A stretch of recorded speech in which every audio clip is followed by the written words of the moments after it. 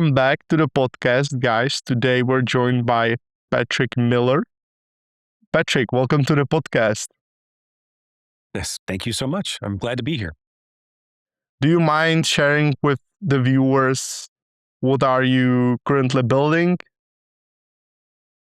Yes, I'm building two consulting firms under one brand. I've got one in the US that handles all the North American business, one in the EU, based out of Germany in Hamburg, to handle the European side, fully understanding that the European operation needs a European sovereign technology and pretty much everything that goes with the firm is all European.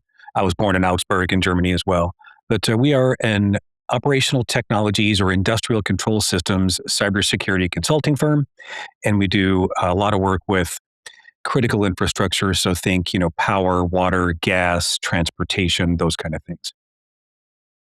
Nice. And before actually Ampyx Cyber existed, what Yeah. were you actually doing, like in the day-to-day, or how did you end up in the OT and ICS world? Yeah, I started doing this a long time ago, back in the 1980s, believe it or not. Things were analog back then. There weren't a lot of computers. There were some, but there weren't many, and they were expensive and hard to get. As the world digitized over time, I had been in the telecom space and then joined an electric utility right around the Y2K era, and been with the industrial control systems ever since. So as the world and all of the technologies in the industrial spaces went digital, I just became part of that and was part of the cybersecurity scene through the whole thing. I helped write some of the electric sector cybersecurity regulations in the US, the NERC standards. I helped write those, get those off the ground. And I was a principal investigator at the Department of Energy for a few years and various other roles, starting nonprofit, CEO, and then I've been consulting. This is my fourth consulting firm that I've started. Mm-hmm.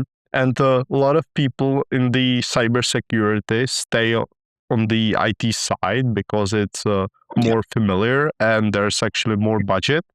What made you committed to the OT space when that was the harder path? Yeah, because it was the harder path.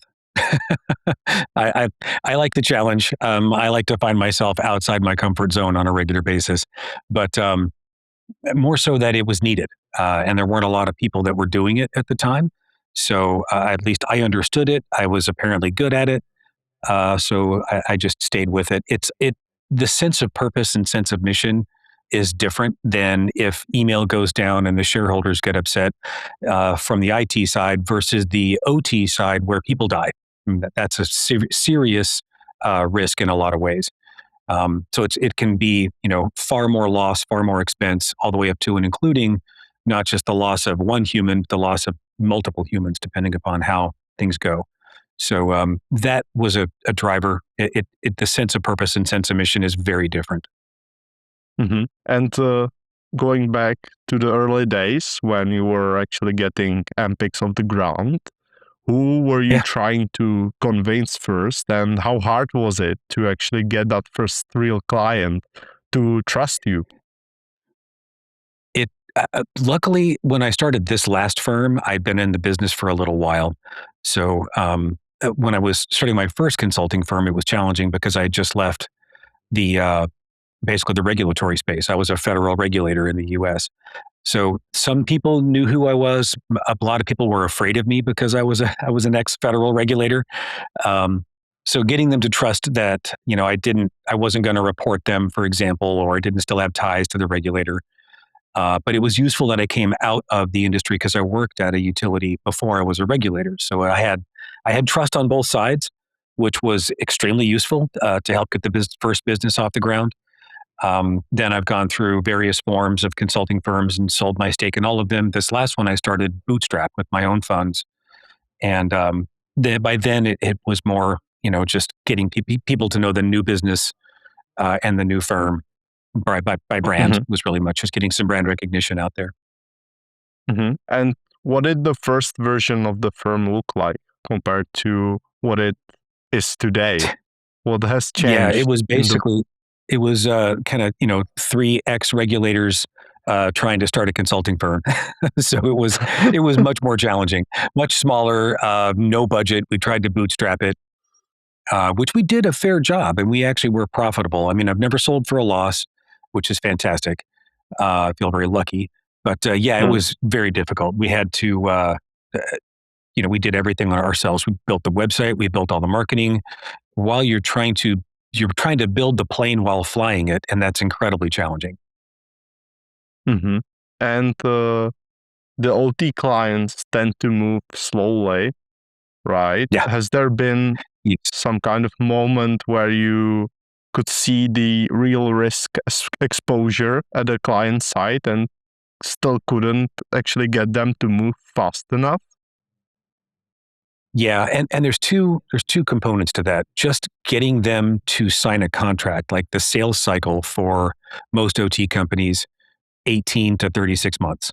That's just a reality. So Wow. I mean, I think a lot of organizations come into this thinking, they're gonna start making profit or start getting clients within a year or 6 months, and that is completely unrealistic. It would be very rare for that to happen. Sometimes it happens when they're under some sort of pressure, whether it's an acquisition, whether it's a regulation, whether it's a security threat or technology transition. That happens, but it doesn't happen regularly. So just getting the client first is hard, and then getting them to change their environment takes a long time, as you mentioned. So it's you can't change these environments quickly. If things are very deterministic, they're very purpose built. So if I've got a machine that costs me, I don't know, $40 million, and if I change one component in that machine and something breaks and it costs me $2 million because something broke, that's a pretty significant cost. An example of something breaking would be if I somehow cause the aluminum smelter to stop at the wrong time and the aluminum solidifies in the track, and I've got to pull out a section of the machine and replace Mm. it. Right? That those are these can be extremely expensive problems. So you move very carefully, very cautiously, and when you make recommendations, you just make these knowing that this is going to take a while. So you can't say buy this latest technology. That's just not usually the case. You've got to just say, take these steps over these years to get where you want to be. So it's a very different style of thinking. Interesting. And what actually makes the sales cycle so long? Uh, they don't trust many people. They want to make sure you know their world because, like I said, those mistakes can be extremely costly. I've seen some organizations will do just a standard vulnerability assessment, and they will do something like launch an Nmap scanner on an industrial environment, and something as simple as a ping to the wrong device can cause the device to hang, and it just will stop responding on the network. So there's a lot of subtlety in what we do. Everything is manual, no or low touch, no changes to the environment. You don't add anything to the environment. So it's a much different style of approach, and they want to make sure you understand their world before they let you in the door. Hmm. What has been the biggest challenge for you in terms of growing Ampyx Cyber, if there is a challenge? There is. I do my business a bit differently. I don't have a sales team. I do my best to try to create a center of gravity that people come to us. So I generate a lot of good content. Myself and my staff, we speak at conferences and hopefully say smart things, and people see us and our brand and they trust us, and then they'll ask us to come in. So far, that's worked out quite well. So that part was a challenge to get in motion, but once it's in motion, it begins to feed on itself and it becomes the center of gravity grows even more. I would say the hardest part is trying to balance the consulting load versus the consultants. So I can't go out and get new consultants until I have the job, and I can't get the job without the consultants. So that cycle is a bit challenging. And I'm trying to make sure that work seams up so that if one project is rolling off, another project comes on so that the consultants aren't sitting there, you know, on the bench, so to speak. Hmm. Hmm. And in terms of what nobody actually sees, like what does a typical OT security engagement actually look like in Mm, practice? Like, is there yeah, something that people often don't realize or wouldn't expect? I I'm constantly faced with like the Hollywood or the movie version of hacking in these industrial environments, for example. Like they click some, really nice looking 3D graphic, and then, all the power goes out across the country. Um, it's remarkably mundane. It doesn't look like that at all. It's very simple, command line interfaces, systems that just don't have graphic interfaces at all. There are purpose built things that literally they just move the box from this belt to that belt, and that's all the digital thing does. So it's not a fancy environment. It doesn't often look like a data center. It's a dusty closet, sometimes with raccoons or rats or snakes.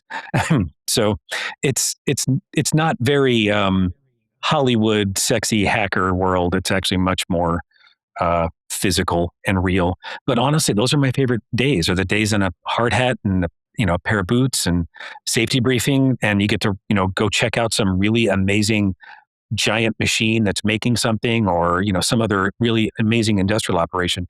Those are the best days for me, at least. Hmm. And as of today, I feel like the threat environment around the critical infrastructure keeps getting noisier and noisier. Where do you think Yeah. the OT security space is actually headed in the next few years? Yeah. I mean, AI will infiltrate everything. AI will be everywhere, whether we like it or not. So what we're not putting a lot of AI in actual operations. So we're not seeing it on a plant floor, like in a power plant or in a water facility or a refinery, for example. Where we're seeing it is we're taking the data out of those environments, feeding that into AI and getting a lot of efficiencies, and whether it's machine operations or human operations or data quality or product quality, we're getting those components out of AI, and then it's feeding back into the loop. So we will see AI, but I think there's an attack surface there where you could poison the AI and cause problems downstream in the product operations, for example. But as I like to say, every every industrial company, every OT, every critical infrastructure company, they're now a data company with a product problem. They cannot operate without their technology anymore. You just can't do this manually. So I think the attackers know this, and they're going after, you know, traditionally they were going after like the operation to cause a problem. And this was everything from industrial espionage to, criminal hacking organizations to nation states. Now they're looking for intersections where you're part of a bigger chain of events or dependencies upon you, and they can cause a cascading problem based on that. So think of like supply chain components or dependent infrastructures, like you can't get, gas pumping without electricity, but you can't get electricity without gas feeding the generators, those kind of things. So you're looking to, most of the attackers now are trying to find these, I guess, compounding effects based on the dependencies between infrastructures. So I think that's where a lot of the OT attacks are going, other than your standard run-of-the-mill ransomware, data theft kind of things.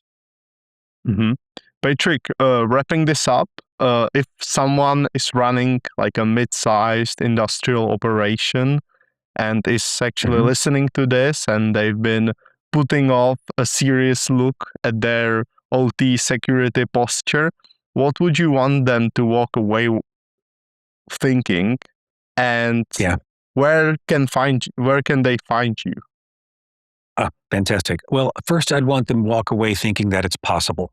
You can do this.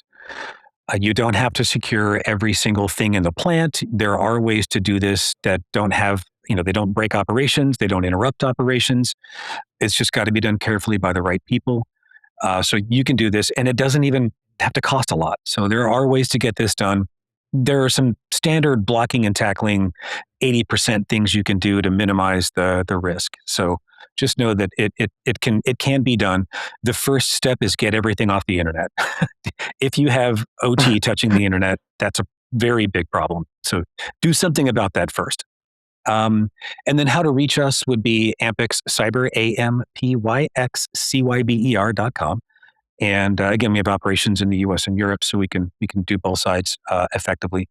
But we're pretty easy to find, and then hopefully they can find us and get in touch and find our content useful too. Great. Patrick, thank you for joining the podcast today and answering my questions. And thank you guys for watching. We'll see you in the next one. Yeah. Awesome. Thanks so much for having me.